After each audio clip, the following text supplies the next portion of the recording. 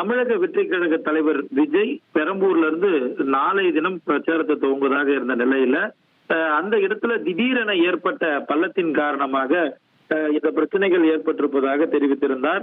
திடீரென நாங்கள் பரப்புரைக்கு அனுமதி கேட்டதற்கு பிறகாக எப்படி இந்த பள்ளம் ஏற்பட்டிருந்து என கேள்வியும் முன்வைத்திருந்தார்.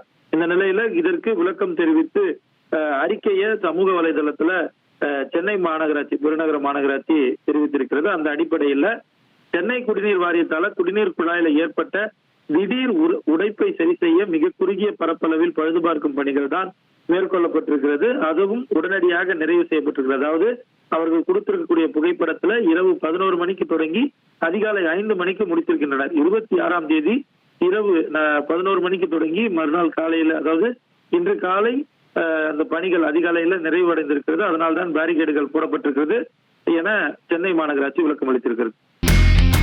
இனி செல்லும் இடமெல்லாம் செய்தி. தந்தி டிவியின் வாட்ஸ்அப் சேனலை ஃபாலோ பண்ணினா செல்ல இருக்கும் இடமெல்லாம் செய்தி. இதோ QR கோட் இப்பவே ஸ்கேன் பண்ணுங்க, ஃபாலோ பண்ணுங்க.